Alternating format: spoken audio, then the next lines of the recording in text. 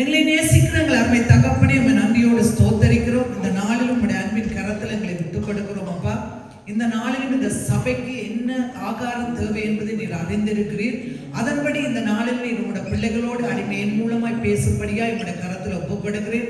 கேட்கிற ஒவ்வொரு பிள்ளைகளும் இந்த வார்த்தைகளை கேட்டு அதன்படி நடக்கத்தக்கதா இவர்களை ஆசீர்வதியும். உம்முடைய அன்பின் கரத்தில் ஒவ்வொரு பிள்ளைகளையும் ஒப்புக்கொடுக்கிறேன். இயேசுவின் நாமத்தில் நல்ல பிதாவே, ஆமென். இந்த நாள்ல நான் ஒரு காரியத்தை உங்களுக்கு சொல்ல விரும்புகிறேன். ஒருவர் எடுத்து வாசிங்கள். சங்கீதம் 1:3 வசனம்.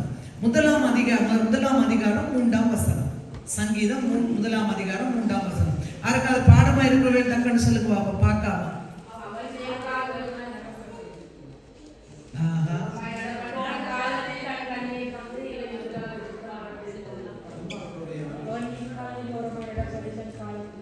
ஓகே, உண்டு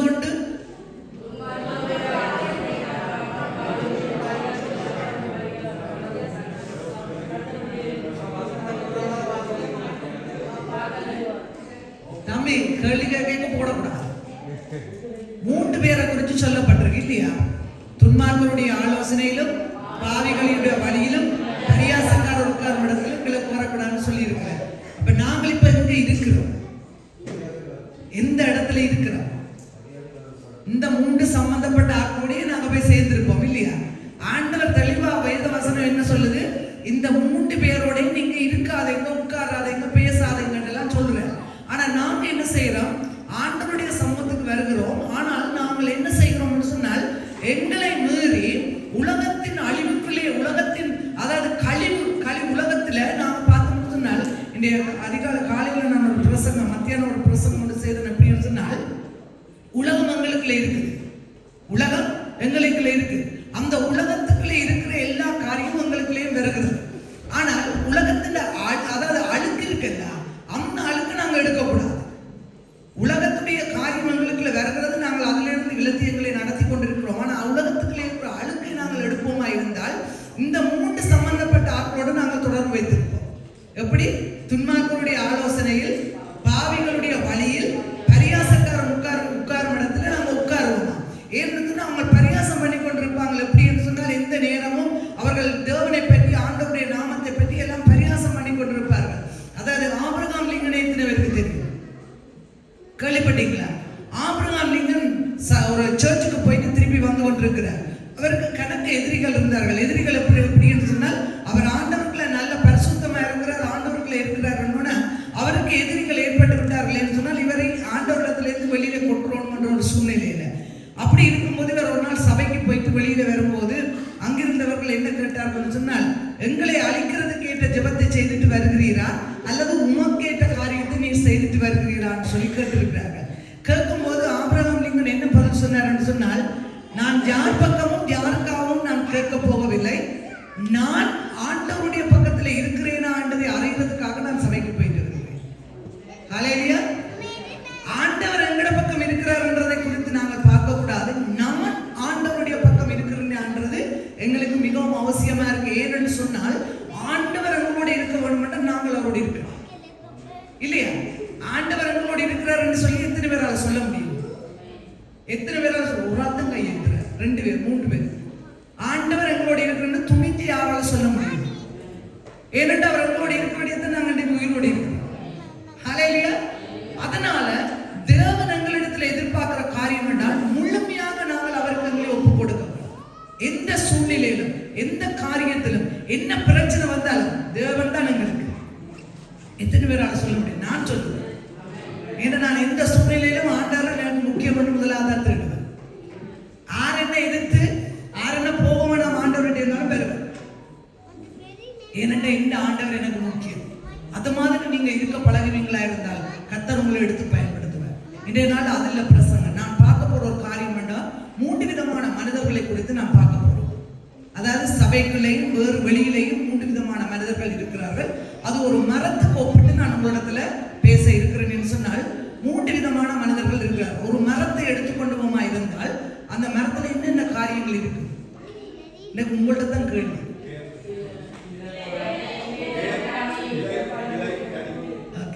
வேர், இலை, கிளை, கனி. ஓகே ஓகே, வேற பூ எல்லாம் இருக்கு இல்லையா?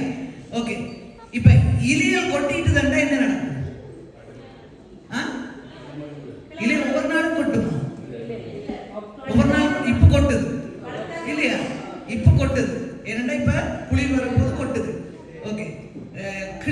கிளிய பாத்தீங்கன்னு சொன்னா கிளி என்ன செய்யும்? உடைஞ்சா திருப்பி ஒட்டுவீங்களா? ஒட்டையில அப்ப என்ன செய்வீங்க? கிளிய வெட்டிடுவீங்க. வேற என்ன செய்வீங்க? வேற என்ன செய்யும்? ஒரு மரத்துக்கு வேர் பிரயோஜனமா இல்லையா? மூன்று விதமான மனிதர்களை குறித்து நாங்க பார்க்க போறோம். முதலாவது இலை. இலை வர்ற மனிதர்களை பார்த்தீங்கன்னு சொன்னா கொஞ்ச நாளைக்கு தேவனிடத்துல வருவாங்க, கொஞ்ச நாள் ஆண்டவரோடு இருப்பாங்க. அந்த இலை உதிர்மெல்ல உதிர்ந்தோட அவங்க என்ன நினைச்சிட்டாங்கன்னா மரமே போயிட்டுது என்று சொல்லிவிட்டு அது கூட சேர்த்துக்கு வர மாட்டாங்க. ஒரு சார். ரெண்டாவது பார்த்தீங்கன்னா கிளைய பார்த்தீங்கன்னு சொன்னால் கிளை இருக்கு, நல்ல வடிவா இருக்கும், எல்லா இடமும் வேறு இது விட்டு போகும், கிளை விட்டு போகும், எல்லாத்தையும் முறிஞ்சதுண்டா அதுக்கப்புறம் அது என்ன நிற்கும்னு சொன்னா இனி என்னால பிரயோஜனம் இல்லை, நான் இந்த மரத்தை விட்டு விலகிட்டேன், இனி எனக்கு ஒன்றும் இல்லை. மூன்றாவது பார்த்தீங்கன்னா வேர். அந்த வேர் எங்கெல்லாம் விடுதோ அங்கெல்லாம் இந்த மரம் செழிச்சு கொண்டு போகும், பட்டு போகாது, காஞ்சு போகாது, கனி கொடுக்காம போகாது. அந்த வேர் இருக்கிற இடமெல்லாம் அந்த மரம் பயந்த. இப்படியான மூன்று விதமான மனிதர்களை குறித்து நாங்கள் இன்றைய நாள்ல பார்க்க போறோம். போய்க்கு எனக்கு பேசிடாருங்க, இப்படித்தான் நீங்க இருக்கிறீங்கன்னு நான் சொல்லல, நானும் அப்படித்தான் இருக்கிறேன் சில இடங்கள் இல்லையா? அதனால உங்களுக்கு சொல்லுறேன்னா முதலாவது நாங்க இலையை பார்ப்போம். இலை போன்றவர்கள். ஏசாயா 64 6ஆம் வசனத்தை வாசிங்க சிஸ்டர்.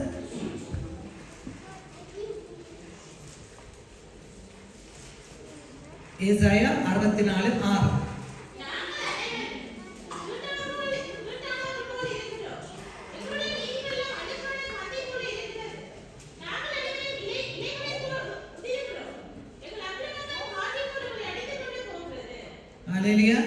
இலைகளை போல் உதிர்கிறோம், எங்களோட அக்கிரமங்கள் காற்றை போல அடித்து கொண்டு போகுது. பாத்தீங்கன்னு சொன்னா இப்ப இலையில நீங்க எத்தனை பேர் அதை ரசிக்கிறீங்க? எத்தனை பேருக்கு ரசனை இருக்குது? ரசிக்கிற தன்மை எனக்கு இருக்குது. ஏன்னா நான் எல்லா இடமும் போய் நிற்பேன், என்னென்ன பிரசங்கத்துக்கு வருமோ அதையெல்லாம் பார்ப்பேன்.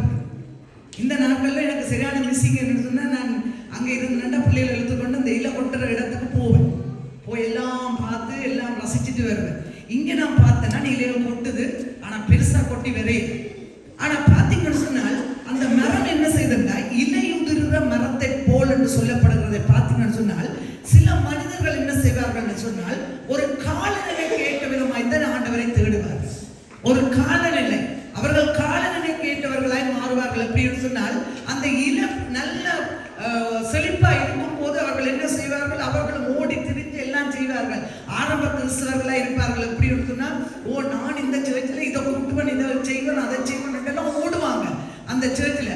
ஆனா கொஞ்ச நாள் போன உடனே அவர்களுக்கு என்ன நடக்கும்னு சொன்னா அந்த இலை உதிர்ற காலம் வரும்போது அவர்கள் என்ன செய்வார்கள் சொன்னால், இனி என்ன இதுல பிரயோஜனம் இல்லை, இலையெல்லாம் உதிர்ந்துட்டு நீ மரம் ஒட்டையா தான் இருக்க போது நாங்க வலிக்கிட்டு போவோம். ஹல்லேலூயா. நாங்க அப்படி இருக்கிறோமா? நாங்க ஆராய்ந்து பார்க்க வேண்டியது மிகவும் அவசியம் சொன்னால், ஆண்டவர் சும்மா ஒரு காரியங்களை படைக்க, ஆண்டவர் படைச்சதெல்லாம் நல்லது, அவர் நல்லதான்னு தான் கண்டார், ஒன்று தீயதான்னு காணல. ஒன்றே ஒன்று மட்டும் சொன்னவர், இது நன்மை தீமை அதை தொடாது. ஆனா அதைத்தான் போய் தொட்டாங்க இல்லையா? அதே போல தேவனுடைய வசனம் எங்களுக்குள்ள கிரியை செய்யும் போது நாங்கள் தேவனுடைய வசனத்திலே வளர்ந்து கொண்டு வருவோமா இருந்தால் எந்த காலநிலை எந்த சூழ்நிலை வந்தாலும் தேவனுடைய சமூகத்துல வந்து நிற்போம். ஏனென்றால் அந்த வேர் அந்த மரத்துல இருக்க மாட்டேங்கும், மரம் சரியா இருக்கும் இல்லையா? அதனால நாங்க அந்த வேரை பார்த்து, நாங்க அந்த மரத்தை பார்த்து, நாங்கள் இலைய பார்க்காதபடிக்கு நாங்க வாழ்வோமா இருந்தால் கர்த்தருடைய சமூகத்துல நாங்கள் இன்னும் அதிகமாய் வளர்றவர்களாய் மாறுவோம். பார்த்தீங்கன்னு சொன்னால் அதாவது காலநிலைக்கு ஏற்ற மாதிரி நாங்கள் மாறக்கூடாது. காலநிலை வரும்போது அது உதிர்ந்துட்டு நாங்க என்ன நினைக்கிறோம்? இனி இந்த மரத்துல ஒன்றுமில்லை. சில இடங்களுக்கு நாங்க போவோம், சில இடத்துக்கு போயிட்டா ஓ இந்த சபையா இந்த காரியமா இவங்க ஒன்றுமில்லை, இனி இதுகிட்ட போக தேவையில்லை, நாங்க அடுத்ததுக்கு மாறணும். ஆனா எங்க நீங்க இருக்கிறீங்களோ அங்கதான் கர்த்தர் மூல தேடுவார். எங்க வச்சாரோ அங்கதான் தேடுவார்.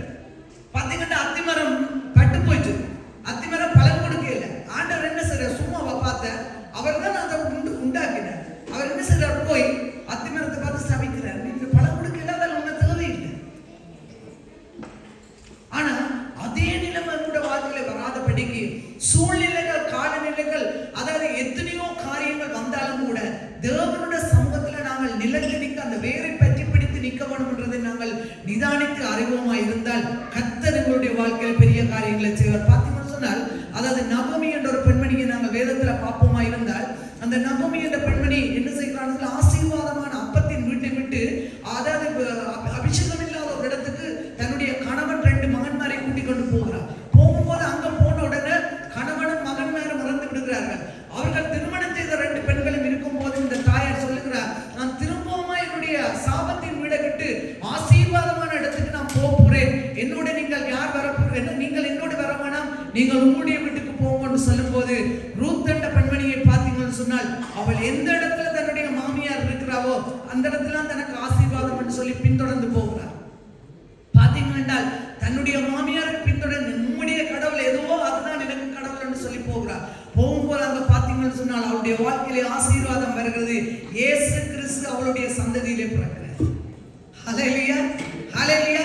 பாருங்க, விடாப்பிடியா இல்ல உதிர்ந்தாலும் பரவாயில்ல, கணவன் இறந்தாலும் பரவாயில்ல, நான் தேவனுடைய சமூகத்துல என்னுடைய மாமியார் அங்கே நிற்கிறவோ அங்கே நிற்பேன்னு சொல்லி அவ போனதுனால அவருடைய வாழ்க்கையில இயேசு கிறிஸ்து பிறக்கக்கூடிய ஒரு சூழ்நிலையை நாங்கள் பார்க்கக்கூடியதா இருக்கு.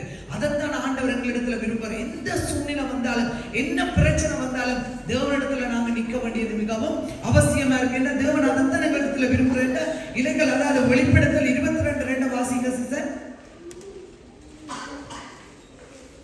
22:2.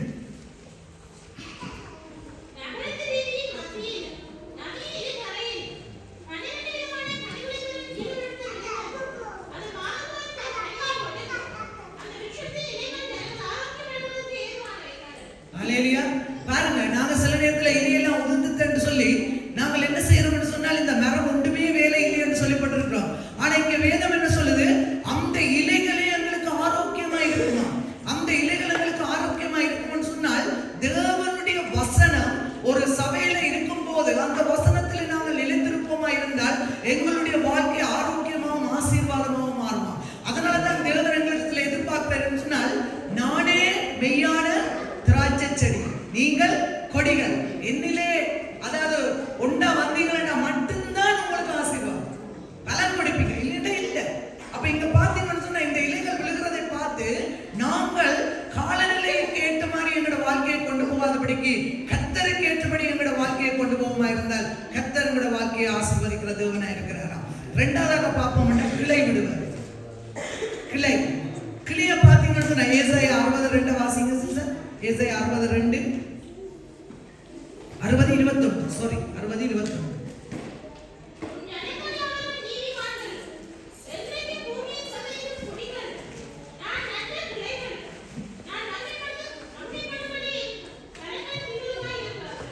ஹல்லேலூயா. நான் நட்ட கிளைகள் என்று சொல்றேன், நான் நட்ட கிளைகள் என்று சொல்றேன். அப்ப இயேசு கிறிஸ்து அந்த கிளைகளை கூட நேசிக்கிறார். எது முறிந்தாலும் அவருக்கு தெரியும் அது முறிய வேணுமா முறியக்கூடாதா இல்லையா. ஆனா அந்த முறிந்த கிளையில கூட சில நேரத்துல நீங்க போய் பார்த்திருப்பீங்களா எனக்கு தெரியாது, நான் பார்த்தேன். சில முறிந்த கிளையில கூட இலை வர்றது நான் பார்த்தேன். ஹல்லேலூயா. பாத்தீங்கன்னு சொன்னா கற்பாறை, ஆண்டவர் 4 விதமான நிலங்களை குறித்து சொல்லுறார். என்னது, வழியறிய, கற்பாறை, முள்ளுள்ள, நல்ல நிலம். அதுல பாத்தீங்கன்னா கற்பாறையில வளர்ற நிலத்தை குறித்து சொல்லப்படுது. அந்த கற்பாறையில எத்தனை பேர் போய் பார்த்திருப்பீங்க, கடற்கரைக்கு போறாங்க எத்தனை பேர் போய் பார்த்திருப்பீங்க. அந்த கற்பாறையில அந்த ஒரு சின்ன ஒரு மரம் டக்குன்னு வந்து நிற்கும்.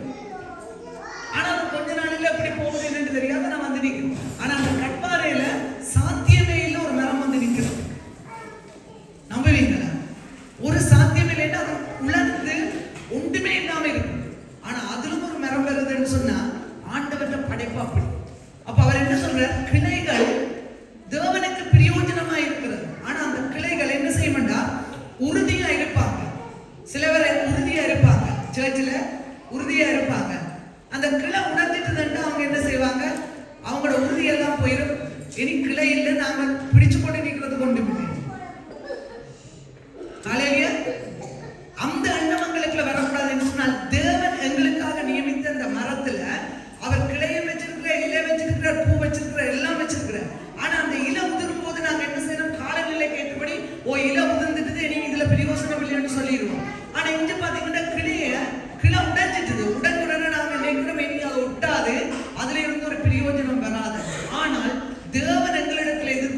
பாத்தீங்கன்னு சொன்னால் அந்த கிளையில கூட நான் உங்களுக்கு காரியத்தை வாய்க்க பண்ணுவேன். அந்த கிளை மூலமாக உங்களுக்கு ஏதாவது ஒரு காரியத்தை செய்வேன் சொன்ன கிளைகளை ஒடித்து போடுகிறேன், ஆனால் ஆசீர்வதிக்கிறேன். ஏன்னு சொன்னால் நாங்கள் அந்த கிளைகளாய் மாற வேண்டியது அவசியமா இருக்கு. பாத்தீங்கன்னு சொன்னால் எரிகோ கோட்டை தடையாயிருக்கு. எத்தனை பேருக்கு தெரியும் இந்த கதை? எரிகோ கோட்டை கதை. எரிகோ கோட்டை தடையாயிருக்கு. போகிறார்கள். போகும்போது எத்தனை பேர் போனார்கள்? 10 பேர் போனாங்க இல்லையா? அதை வேவு பார்க்கறதுக்கு அதாவது 10 பேர் ஒரு சைடுக்கு போனாங்க, மற்ற 2 பேர் ஒரு சைடுக்கு போனாங்க. அதுல போயிட்டு ஒரு சைடுக்கு போன அந்த கூட்டமா போனவர்கள் என்ன சொல்லுகிறார்கள்? வந்து யோசுவாவுக்கும் காலேபுக்கும் என்ன சொல்லுகிறார்கள்? முடியும்னு சொல்லுகிறார்களா, முடியாதுன்னு சொல்லுகிறார்கள்? அதுக்கெல்லாம் நாங்கெல்லாம் போக மாட்டோம், அங்க ராட்சதர்கள் இருக்கிறார்கள், அங்கெல்லாம் எங்களுக்கு சரி வராது, நாங்கள் அங்கெல்லாம் போக மாட்டோம், இது சரிப்பட்டு வராது, இந்த எரிகோ கோட்டையை உடையாது, ஒன்றும் முடியாது. அப்ப யோசுவா காலேபும் என்ன சொல்லுகிறார்கள்? தைரியமா சொல்லுகிறார்கள், எங்களால முடியும், நாங்கள் அதை செய்வோம். இப்ப இது பாத்தீங்கன்னா இந்த கிளை உடைஞ்ச ஆக்களுக்கு சமம் இவர்கள். இந்த கூட்டமா போனவர்கள் என்ன செய்யறார்கள்? இந்த கிளை உடைஞ்சிட்டது, இனி ஒன்றுமே செய்யலாம். ஆனா நீங்க யோசுவா காலேபும் என்ன சொல்லுகிறார்கள்? எங்களால முடியும், நாங்க செய்வோம் என்று அவர்கள் என்ன செய்கிறார்கள்? ஆண்டவர் பேசின விதமாக அவர்கள் அந்த எரிகோ கோட்டையை சுத்தி வருகிறார்கள். சுத்தி வரும்போது நல்ல ஒரு காரியம் யோசுவா செய்தது என்னன்னு சொன்னா, ஒருத்தர் கதைக்க நான் ஆச்சரியப்படுவேன். அந்த வசனத்தை வாசிக்கும் போது ஒருத்தரும் கதைக்க கூட கட்டசி நாள் வருவதும் அப்ப மட்டும் ஆர்ப்பரிங்க, அது மட்டும் சத்தம் போனாங்க, எல்லாரும் சுத்தும். இப்ப நாங்க இப்ப ஒருத்தர் கதைக்க சொல்லி சொன்னா என்ன சொல்லி இருக்கணும்? அவிசுவாசமா சொல்லி என்ன செய்யணும்? ஓடியே இருப்பினும் எங்களுக்கு இது சரிப்பட்டு வராது, இந்த பெரிய எரிகோ கோட்டை பிடிச்சு அந்த பெரிய எரிகோ கோட்டையை உடைக்கிறதுக்கு எல்லாம் சரி வராது, இவருக்கு பைத்தியம் போல நடக்குது, இவர் இதை சொல்லுகிறாருன்னு சொல்லிட்டு என்ன செய்வாங்க? ஓடி இருப்பாங்க. ஆனால் கர்த்தர் அந்த ஞானத்தை யோசுவாவுக்கும் காலேபுக்கும் கொடுத்து கதைக்கவே கூடாதுன்னு சொல்லி அவர்களை சுத்தி வர செய்துட்டு கடைசி நாள் மட்டும் அல்லேலூயான்னு ஆர்ப்பரிங்கன்னு சொல்லி விட்டார். பார்த்து அந்த ஆர்ப்பரிச்ச உடனே அவர்களுடைய கண்களே பார்க்கத்தக்கதாய் அந்த எரிகோ கோட்டை உடைஞ்சார். இவ்வளவு ஆச்சரியமானது பாருங்க. இந்த கிளை உடைஞ்சாலும் பரவாயில்லை, ஆனா நான் அந்த மரத்தை என்ன உயர செய்வதுன்னு ஆண்டவர்களுக்கு சொல்றாரு இல்லையா? ஆனா நாங்க என்ன சொல்றோம்? வெளியே பார்த்தோம்னா ஒரு ஜட்ஜ், அடுத்த கிளிய பார்த்தோம்னா அடுத்த ஜட்ஜ்மெண்ட். என்ன இது முடியாது, இது முடிஞ்சது, இனி ஒன்றும் இல்லை. ஆனா நாங்க வேற பார்க்க பாத்தீங்கன்னா அடுத்ததா பாத்தீங்கன்னு சொன்னா வேர். ரோமர் 11ஆம் அதிகாரம் 16ஆம் வசனத்தை வாசிங்க சிஸ்டர்.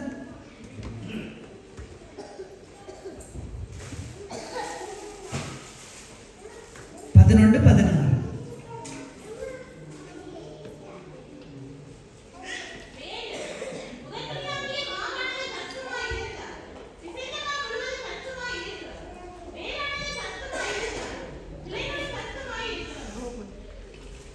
நான் சொன்னா பிசைத்தமா ஒழுங்கா இருந்தா அது பரிசுத்தமா இருக்குன்னு தெரியும். இந்த வேர் பரிசுத்தமா இருக்கிறதுண்டா என்னட்டு அது பரிசுத்தமா இருந்தா கிளைகளும் பரிசுத்தமா இருக்கும். அப்ப இந்த வேரானது இயேசு கிறிஸ்து எங்களோட இருக்கிற ஒரு காரியம், இயேசு கிறிஸ்துக்கு ஒப்பிடுற ஒரு காரியம் என்று சொன்னால் அவர் சொல்லுகிற நானே மெய்யான திராட்சை செடி, நீங்கள் கொடிகள், என்னிலே நிலைத்திருந்தால் நீங்கள் அதிக கனிகளை கொடுப்பீர்கள் என்று. அப்ப என்ன சொல்லுகிறார்? நீங்க இலையையும் பார்க்காதீங்க, கிளையையும் பார்க்காதீங்க, வேற மட்டும் பாருங்க. என்று சொன்னால் வேறானது எங்களோட இசைந்திருந்தால் மட்டும்தான் நாங்கள் பலன் கொடுக்க முடியும். சில நேரத்தில் நாங்க என்ன செய்யறோம்? வேற அறுத்து விட்டுறோம், கிளியையும் இலையையும் பார்ப்போம் இல்லையா? சில மரத்தை பார்த்தீங்கன்னா எல்லா இடமும் வேர் விட்டு நாங்க சில நேரத்தில் வெட்டி இருக்கிறேன். அது இந்த சில இதுகள் கட்டடங்கள் அதெல்லாம் கட்ட முடியாதபடிக்கு வேர் வந்துடும். அதை அறுத்து விட்டுட்டா சரி வேர் மரம் போயிருமான்னு யோசிச்சா மரத்தை பார்த்தீங்கன்னா வந்த பக்கத்துல வேற விட்டுட்டு அது நல்லா இருக்கும், ஆனா கிளையும் இலையும் போயிடும். ஆனா நாங்க என்ன செய்யணும்னா அந்த வேர் விடுகிற அந்த மரத்தை பார்க்காதபடிக்கு வேர் பரிசுத்தமா இருந்தா தான் கிளை பரிசுத்தமா. அப்ப வேறானது அப்படி இருக்க வேணும். இயேசு கிறிஸ்துவான வேறானதோடு நாங்கள் வேறாய் மாறி அவருக்குள்ளே இணைந்து கட்டப்பட்டவர்களாய் இருப்போம் என்றால் மட்டும்தான் எங்களால் கனி கொடுக்க முடியும். நாங்கள் கனி கொடுக்க வேண்டும் என்றால் இயேசு கிறிஸ்துவோடு இணைந்திருக்கணும். இன்றைக்கு பார்த்தீங்கன்னா பாஸ்டரோடு தான் அநேகர் இணைந்திருக்கிறார். இயேசு என்ன சொல்றாருன்னு இல்ல, பாஸ்டர் சொல்றதும் சரி. எந்த காரியத்தை எடுத்தாலும் இயேசு கிறிஸ்து வேதம் என்ன சொல்லுதோ அதையே கற்றுக்கொள்ளுங்க. வேதத்தின் அடிப்படையில் யார் போனாலும் போய் கேளுங்க. அதுக்காண்டி ஆக்களுக்கு முன்னாலே தனியா கூப்பிட்டு வச்சு கேளுங்க. ஏன்னு சொன்னால் வேதம் பிள்ளையா போனா சத்தியத்தை அறிவுகள் சத்தியம் உங்களை விடுதலை ஆகும். பார்த்தீங்கன்னு சொன்னால் அநேகருடைய வாழ்க்கையில சத்தியம் இல்லை. ஏன்னு சொன்னால் அவர்கள் சத்தியத்தை போதிக்கிறாண்டு சத்துணர்வானவர்களாய் மாறுகிறார்கள். எப்படின்னு சொன்னால் ஒரு பிள்ளைக்கு ஜெபிக்க வேண்டிய இடத்துல நான் ஜெபிக்க மாட்டேன், நான் சபிப்பேன் என்று சொல்லுகிறார்கள்.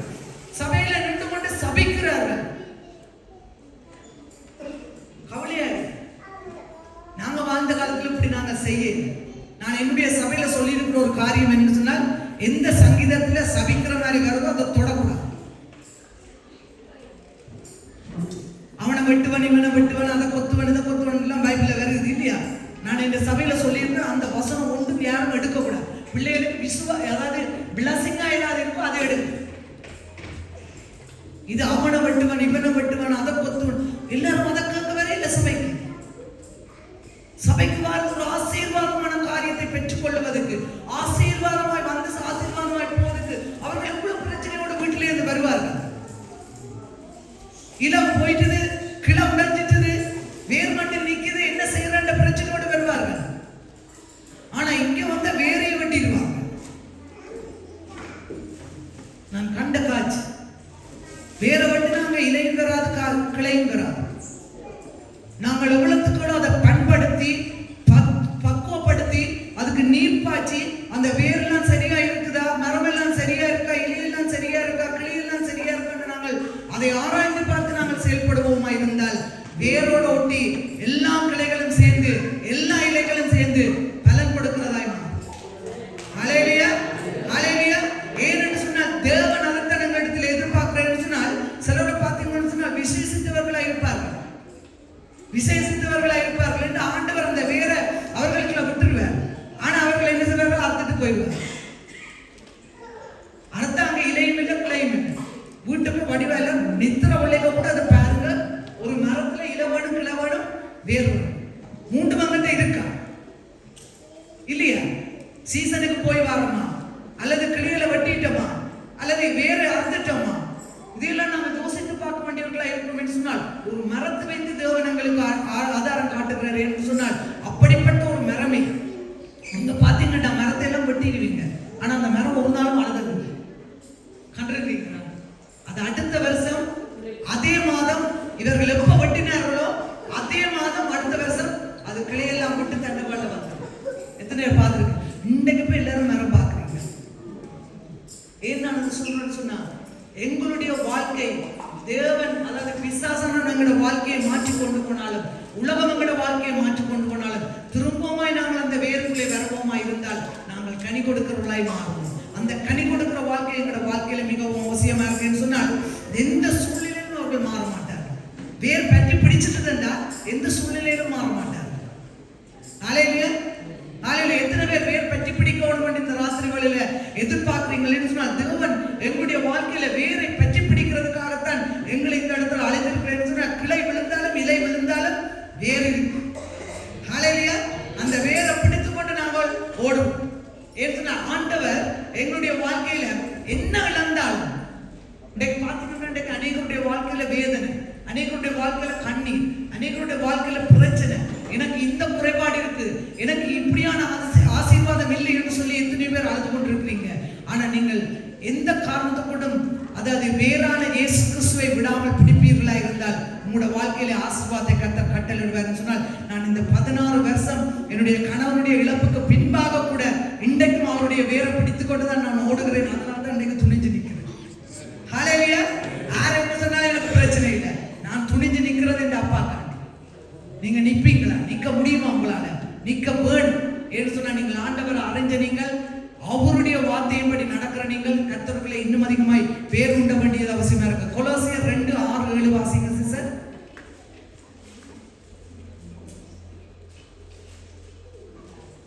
கொலோசியர் 2:6-7.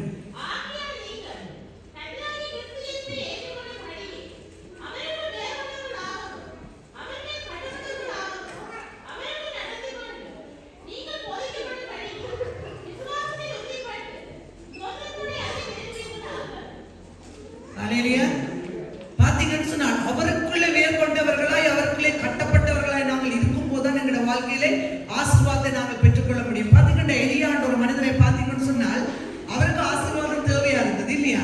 அவருடைய வாழ்க்கையில அவருக்கு ஆசீர்வாதம் தேவை. அவர் கேள்விப்பட்டுட்டார், இவரை போய் தரிசித்தா ரெட்டத்தனியான ஆசீர்வாதத்தை நான் பெற்றுக்கொள்ளலாம் என்று எலியாவை எலிசா பின்தொடர்ந்து கொண்டே இருக்கிறார். பாத்தீங்கன்னா எலியாவுடைய ஆசீர்வாதம் இவருக்கு கிடைக்கணும் என்றதுக்காக எலியா அங்கே எல்லாம் போறாரு. அவர் ஆசீர்வாதத்தை பெற்றுக்கொள்வதற்காக அவருக்கு பின்னால போகிறார். போய் அவர் சொல்லுகிறார், எலியா சொல்லுகிறார் சொன்னால், நான் போக முன்பாக நீ என்னை பார்த்தால் மட்டும்தான் உனக்கு ரெட்டத்தனியான ஆசீர்வாதம். அப்ப இவர் என்ன செய்யறார்? போகிற இடம் எல்லாம் எலியாவை பின்னுக்கு போகிறார், வாரார், எல்லாம் செய்கிறார். கடைசியாக ரெட்டத்தனியான ஆசீர்வாதத்தை பெற்றுக்கொண்டார். பாத்தீங்கன்னா உலர்ந்த எலும்போல உயிரடைய செய்தது எலிசா. அதை பாத்தீங்கன்னா சொன்னால் எலியா செய்ததை விட எலிசா செய்த அற்புதங்கள் அதில் கணக்கவா. அப்ப பாத்தீங்கன்னா எலியாவை எலிசா தொட வேண்டிய அவசியம் இல்லை. ஆனா அந்த வேரை தொட்டாதான் தனக்கு ரெட்டத்தனியான ஆசீர்வாதம் என்று எலிசா நினைச்சபடியால் எலியாவை தொடர்ந்து போய் அந்த ஆசீர்வாதத்தை பெற்றுக்கொண்டார். பாத்தீங்கன்னா மகதலேனா மரியாள் காலையில எந்த ஒரு பெண்மணியும் அதாவது ஒருவருடைய கல்லறைக்கு போக மாட்டாங்க. நீங்க யாராவது போயிருக்கீங்களா? தனியா போவீங்களா? இப்ப போயே நாங்க ஏசுன்றதையும் ஆண்டவரே இந்த இதெல்லாம் ஒன்று மங்களை தொடக்கூடாதுன்னு எல்லாம் சொல்லி கொண்டு தான் போவோம் இல்லையா? போவோம் முதல்ல ஒரு ஜெபத்தோடு தான் போவோம். அந்த கல்லறைக்குள்ள இருக்கிற எதுவும் கிரியை செய்யக்கூடாது. ஆனா இந்த மகதலேனா மரியாதை பாத்தீங்கன்னா பயம் இல்லாம, அதாவது 7 ஆவிகள் பிடித்திருந்த அந்த மகதலேனா மரியாதை சுகப்படுத்தின ஆண்டவர், அவ என்ன செய்யறான்னா சகோதரனை சுகப்படுத்தின ஆண்டவர். அப்படி இருக்கிற அந்த அன்பில் அவ என்ன செய்யறான்னு சொன்னால், இயேசு கிறிஸ்துடைய கல்லறையை நோக்கி போகிற தன்னோட இன்னும் 2 பேரை கூட்டிக் கொண்டு போகும்போது ஆண்டவர் முதலா பார்த்தீங்கன்னு சொன்னால் அவளுக்கு ஆண்டவருடைய அன்பு வேர் கொண்டபடியால் அவள் அங்கு போகும்போது ஆண்டவர் முதலா தரிசனம் கொடுத்தது மகதலேனா மரியாளுக்கு. ஹல்லேலூயா. எங்களுக்கு ஆண்டவர் தரிசனம் தரணும்டா, அவருடைய வல்லமையை நாங்கள் பெறணும்டா, அவரை முழுமையா தேடணும். என்ன தடை வந்தாலும் பரவாயில்ல, என்ன பயம் வந்தாலும் பரவாயில்ல, யார் எங்களுக்கு எதிர்த்து நின்றாலும் பரவாயில்ல, யார் என்ன எங்களை பற்றி சொன்னாலும் பரவாயில்ல, அவருக்காக நான் நிற்பேன் என்று ஓடுவீங்களா இருந்தால் அவர் அந்த மகதலேனாளுக்கு கொடுத்த தரிசனத்தை உங்களுக்கு கொடுப்பார். ஹல்லேலூயா. அடுத்ததா பாத்தீங்கன்னா ஜோவான் மரியாதை பாருங்க. எல்லா சீசனும் ஓடிட்டாங்க. ஆண்டவரை கல்லறைக்கு சிலுவையில வச்சு அடிக்கும் போது அவ்வளவு சீசன் பறந்துட்டாங்க. நான் இல்லைன்னு உடுப்பு கூட வளர்த்தக்க ஓடினாங்கன்னு சொல்லி எல்லாம் வேதத்துல கிடக்கு பாத்தீங்கன்னா. ஆனா ஜோவான் என்றவன் மட்டும் அந்த இடத்துல நிற்கிறார். அப்போஸ்தலர் ஒருவர் ஜோவான். அவர் தான் இயேசு கிறிஸ்துவின் தோளிலே, அதாவது நெஞ்சிலே, மார்பிலே சாய்ந்து படுக்கிறவரார். இயேசு கிறிஸ்து அவர் தான் அரவணைப்பார். அவர் என்ன செய்றார்? போயிட்டார். ஆனா எல்லா சீசனும் ஓடிட்டாங்க. அவர் நிற்கிறார். அவருடைய தாயாகிய மரியாளும் அங்க நிற்கிறார். பாத்தீங்கன்னா அந்த ஜோவானுக்கு வேர் கொண்டபடியால், ஆண்டவருடைய வேர் கொண்டபடியால் ஜோவான் அந்த இடத்தை விட்டு போகாம இயேசு கிறிஸ்துவை பார்த்து கொண்டு நிற்கிறார். பார்த்து கொண்டிருந்தனால் அவருக்கு கிடைத்த அதிசயம் என்று சொன்னால், அவருக்கு ஒரு தாயை ஆண்டவர் ஏற்படுத்துறார். ஒரு தாயை ஏற்படுத்துறார். தாயும் அங்கு நின்று பார்க்கும்போது இதோ உன் மகன், இதோ உன் தாய் என்று சொல்லுகிற ஒரு பாக்கியத்தை அவர்கள் பெற்றுக் கொள்கிறார் என்று சொன்னால், இயேசு கிறிஸ்து எங்களுக்கு வேணும், அவர்களே நான் வேர் பற்றி பிடிக்கணும் என்றதால் அவர்கள் நின்றதுனால அவர்கள் அந்த தாய் மகன் என்று அந்த உறவை ஏற்படுத்தி கொடுக்கிறார் ஆண்டவர். எங்களுடைய வாழ்க்கையிலும் தாயின் தகப்பனுமா இருக்கிற இயேசு கிறிஸ்துவை நாங்கள் பார்ப்போமா இருந்தால் அவர் எங்களுக்கும் அந்த காரியத்தை ஏற்படுத்தி கொடுப்பார். நாங்கள் ஒன்றுமில்லை, யாரும் இல்லை, அனாதைகள், எங்களுக்கு ஒருத்தருமே இல்லை, தனிமையில் இருக்கணும்னு சொல்ற எல்லாருக்கும் கர்த்தர் ஒரு தாய் தகப்பனுமா இருந்து உங்களை ஆசீர்வதிக்கிற தேவனா இருக்கிறார். மகன் தாயோட உறவை ஆண்டவர் கொடுக்கிறார். அதனால நாங்கள் தேவனுடைய சமூகத்துல அவருக்குள்ளாய் வேர் கொண்டவர்களாய், அவருடைய வேறு இறுக பிட்டி பிடித்தவர்களாய் நாங்கள் இருப்போமா இருந்தால் எங்களுடைய வாழ்க்கையில இலை எழுதுறாது, கிளை முறியாது. அவருடைய வாழ்க்கையில செழிப்பாக நாங்கள் இருக்க முடியும் சொன்னால், வேதம் சொல்லுது, நீர்க்கால்களின் ஓரமாய் நடப்பட்ட மரம் தன் காலத்தில் தன் கனியை தந்து இலையுதிராது இருக்கிற மரத்தை போல இருக்கும் என்று சொல்லி சொன்னது போல எங்களுடைய வாழ்க்கையில் இலையுதிராது இருக்கிற மரத்தை போல வாழ்றதுக்கு கர்த்தர் எங்களுக்கு உதவி செய்வாராம். அதனால நாங்கள் தேவனுடைய சமூகத்தில் எங்களை விட்டுக் கொடுக்க வேண்டியது அவசியம். தேவனுடைய சமூகத்தில் எங்களை ஒப்புக் கொடுக்க வேண்டியது அவசியம். கிளைகள் வரும், முறியும், ஆனா இலைகள் வரும், உதிரும். ஆனால் கர்த்தருடைய வேரை பற்றி பிடிப்போமா இருந்தால் எந்த ஒரு உதிர்ப்பும் எங்களோட வாழ்க்கையில வராது. அவர்களை செழிப்பு மட்டும்தான் வரும். ஒரு காரியம் உங்களுக்கு ஒரு கதையோட சொல்லிக் கூட நான் முடிக்கிறேன். எத்தனை பேருக்கு விருப்பம்? சிஸ்தான் முயற்சிக்கிறாள். ஹல்லேலூயா. ஒரு ஊர்ல ஒரு குருவியும் ஒரு தேனியும் இருந்ததா. தேனி தெரியுதான், தேனியும் குருவியும் இருந்ததா. அப்போ அந்த அந்த இடத்துல குருவி என்ன செய்தான், தேனிட்ட ஓடி வந்து கேட்டுச்சான், நீ கஷ்டப்பட்டு உள்ள தேனியெல்லாம் சேர்க்கிற, சும்மா இருக்கிற மனுஷன் எப்படி சும்மா இருக்கிற மனுஷன் வந்து இந்த தேனியெல்லாம் எடுத்துக்கொண்டு போறாங்க. உனக்கு அதை குறித்து கவலை இல்லையான்னு கேட்குது குருவி. தேனி கொஞ்ச நேரம் யோசிச்சு விட்டு திருப்பி சொல்லிச்சுதான், தேனி எப்படின்னு சொன்னால், நான் உருவாக்கின தேனை மட்டும்தான் அவர்கள் எடுத்து போகிறார்கள். எப்படி நான் உருவாக்கின தேனை மட்டும்தான் அவர்கள் எடுத்து போகிறார்கள். ஆனா உருவாக்குற விதத்தை எடுத்து போயில்லை இல்லையோமா? உருவாக்கின தேனை எடுத்துக்கொண்டு போறார்கள். ஆனா அந்த தேன் கூட்டை திரும்பமாய் புதுப்பிச்சு உருவாக்குற விதத்தை அவர்கள் எடுத்துக்கொண்டு போயில்லை. அதனால நான் தைரியமாய் நின்று என்னுடைய தேனை மற்றவர்கள் ஆசீர்வாதமாய் இருக்கட்டும் என்று நான் பொறுத்து கொண்டிருக்கிறேன். உங்களால செய்ய முடியுமா? வந்தா பழைய ஆளா மாறிடுவீங்களா? எப்படி நான் பழைய ஆளா இருந்தா வெட்டுவன் கொத்துவன் இல்லையா?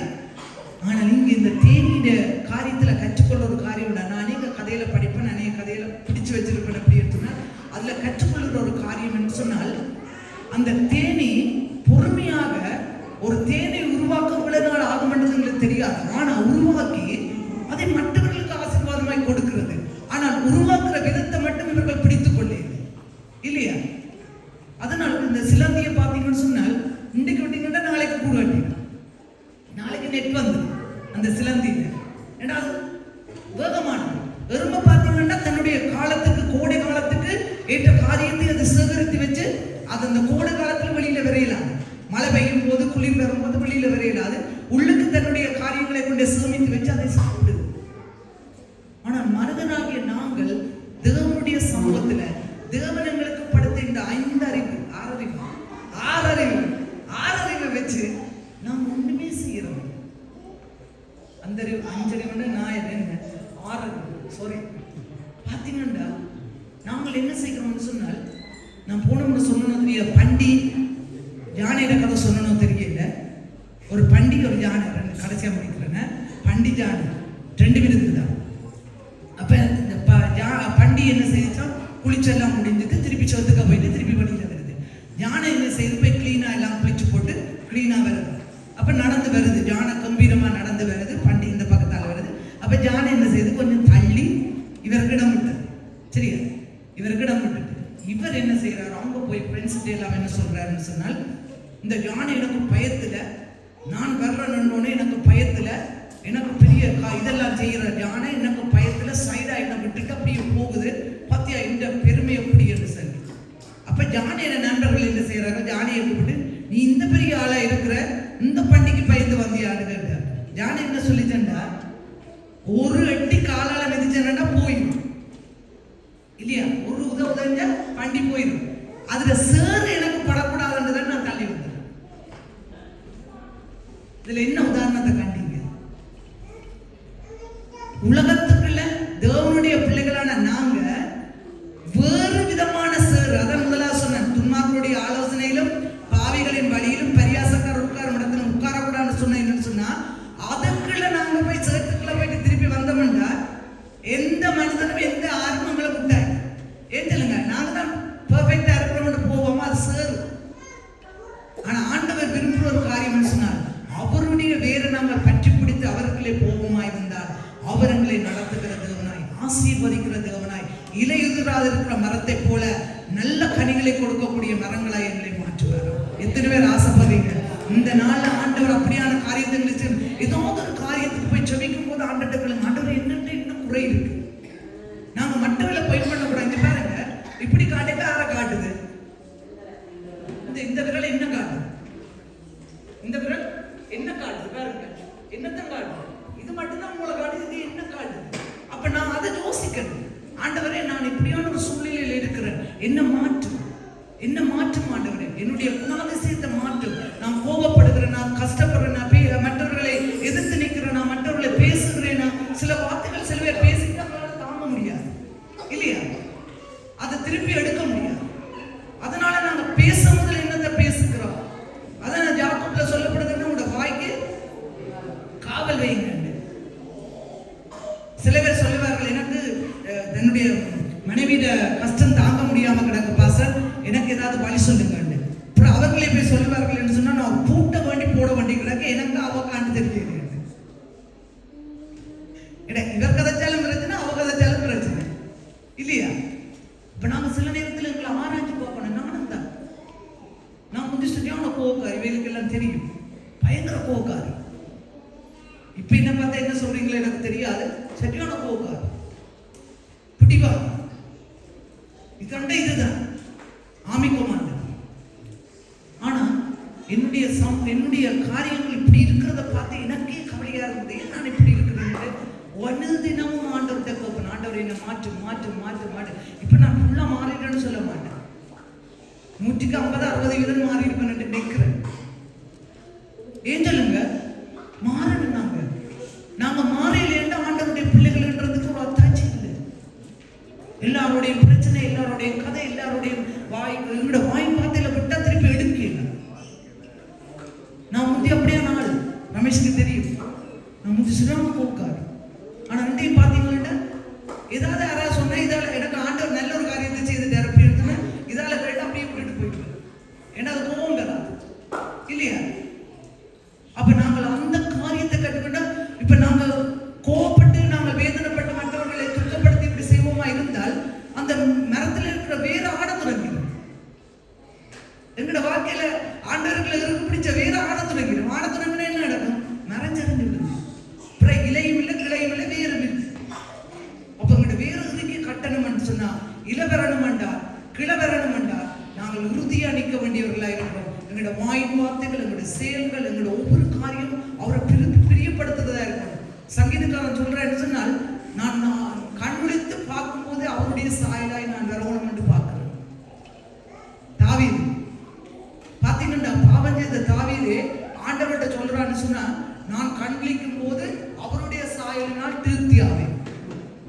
உங்களால முடியுமா? என்ன எழுப்பினோடனே பிரச்சனை தொடங்கும் வீட்டுல இல்லையா? ஸ்டார்டிங் எங்கட வீட்டே நடந்தது. அதனால தான் சொல்றேன். ஏன் நான் சொல்றேன்டா, நாங்கள் மாறணும், தேவ சாயலங்களுக்குள்ள வரணும். தேவன் எங்களை பார்க்கிற விதமாய் மக்கள் எங்களை பார்க்கும்போது, அவர்கள் எங்களை பார்க்கும்போது நான் மாறிட்டேன்னு சொல்றேன். நாங்க மாறலையேண்டா, நாங்கள் அதே சுபாவத்துல அதில் நீங்க பாத்தீங்கன்னு சொன்னால் 1 பேதுரு 1-4 எடுத்து வாசிங்க சிஸ்டர். கடைசியா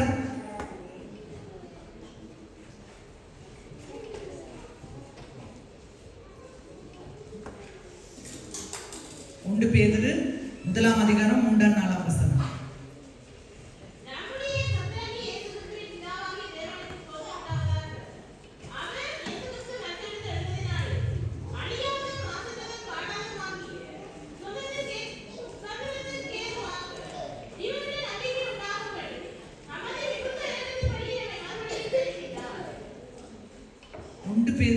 2 பேதுருவா, சாரி நான் உண்ட சொன்னேன். 2 பேதுரு 1-3-4.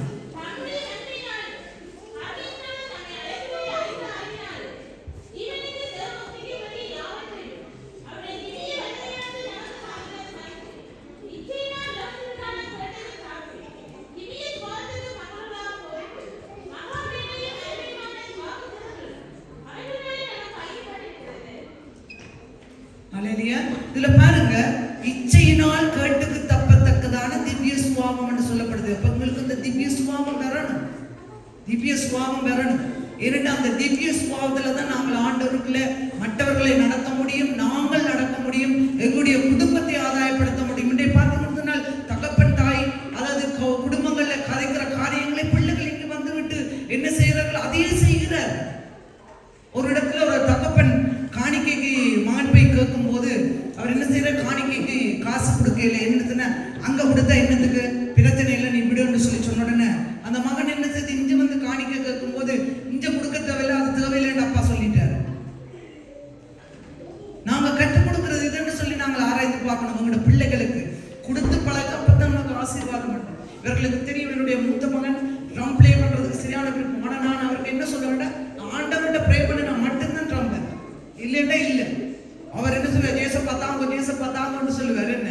ஆனா கடைசியா பார்த்தீங்கன்னு சொன்னால் அவருக்கு ஒருவர் வேண்டி கொண்டு வந்து கொடுத்தாரு ட்ரம். அதே போல கனடா தேசம் போகும்போது அங்க ட்ரம் இல்லை, ஃபுல்லா இங்க எல்லாம் கொடுத்துட்டு போயிட்டார். அங்க போனோடனே ஊழியக்காரன் சொன்னார், என்னுடைய வீட்டுல பேஸ்மெண்ட்ல ட்ரம் இருக்கு, எடுத்து கொண்டு போகணும். ஏன் அதை சொல்றேன்னு சொன்னால், நாம பிள்ளைகளுக்கு கற்றுக் கொடுக்கணும். பிள்ளைகளுக்கு எல்லாத்தையும் வேண்டி கொடுத்தோம்னு சொன்னா பிள்ளைகள் கட்டு போயிடும். ஆனா பிள்ளைகளுக்கு நாங்கள் கற்றுக் கொடுக்கும் போது அந்த பிள்ளைகள் எங்களோட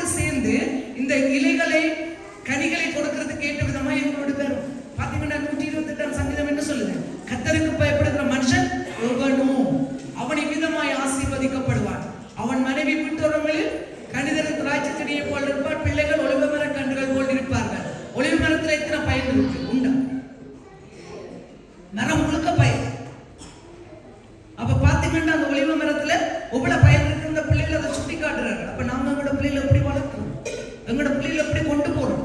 என்ன நாங்க நடக்கிற விதத்தை பார்த்து தான் பிள்ளைகள் தேவனுடைய சமூகத்துல பயத்தோடு பக்தியோடு வந்து நிற்பார்கள். அதனால நாங்கள் கிளை விடணும் என்றால், இலை விட வேணும்னு சொன்னால், வேர் விடணும் சொன்னால் எங்கட வாழ்க்கை மாறும். ஹல்லேலூயா. எல்லாரும் அடிக்கிற மாதிரி பாக்குறீங்க. இதுக்கு நான் சொல்றதை சொல்லிட்டு போறேன், நான் அடுத்தலாம் போயிடுவேன். ஹல்லேலூயா. கர்த்தர் நல்லவர், கர்த்தர் நல்லவர். நாங்கள் எழுந்து நின்று தேவனுடைய சமூகத்துல ஒரு பாடலை பாடி தேவனுடைய சமூகத்துல நாங்கள் ஒப்புக்கொடுப்போம். ஹல்லேலூயா. எங்களோட தாய் எங்களை உருவாகும் முன்னமே எங்களோட கருவை கண்டிருக்கிறார். எத்தனை பேர்கள் சொல்ல முடியும்? எலும்பு உருவாகல, நரம்பு உருவாகல, தசைகள் உருவாகல, ஆனா தரிசனம் மட்டும் அவர் தந்திருக்கிறார். ஹல்லேலூயா.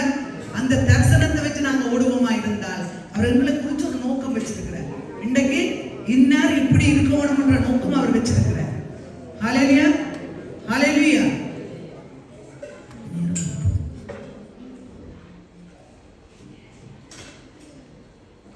நாங்கள் இந்த வேளையில தேவனுடைய சமூகத்துல என் தாய் உருவாகும் முன்னே என்ற பாடலை நாங்கள் பாடுவோம் சொன்னால், எலும்புகள் உருவாகிறது எங்களுக்கு, ஆனால் அவர் கண்டுட்டார். நரம்போல் உருவாகி அவர் கண்டுட்டார். ஆச்சரியமான தேவன் பாருங்க. அவர் எப்படிப்பட்ட ஒரு நல்ல தேவன். அந்த தேவனை நாங்கள் வேணாமல் இலையுதிர்ந்த மாதிரி, கிளவிட்ட மாதிரி நாங்கள் நிற்போமா இருந்தால், அவருடைய வேரை பிடித்துக் கொண்டு நாங்கள் நிற்கும் போது அவர் ஆசீர்வாதமாக எங்களை மாற்றுவார். அவர் விருப்பப்படுகிறார். அவர் சொல்ற ஆபிரகாம், நீங்க என்ன சொன்னார்? நீங்கள் எப்படி அவருடைய அன்பா இருக்கிறீங்கன்னு தான் அவர் பார்க்கிறேன். அவருடைய அன்பை நீங்க பார்க்கறதை விட நீங்க என்ன ஒவ்வொரு நாளும் பார்த்துக்கொண்டீங்க. என்னுடைய மகள் என்னை தேடுவாவா, என்னுடைய மகன் என்னை தேடுவாரான்னு சொல்லி நோக்கி பார்க்கிறேன். நாங்கள் எந்த நிலையில நிற்கிறோம்? ஆண்டவருடைய சமூகத்தில் அவருடைய வேரை பெற்று பிடிக்கிறோம். இந்த தேவனிடத்தில் எங்களை ஒப்புக்கொள்ளும். ஹல்லேலூயா. என் தாய் உருவாகும் முன்னே என் கருவை கண்டீரையா, என் பேர்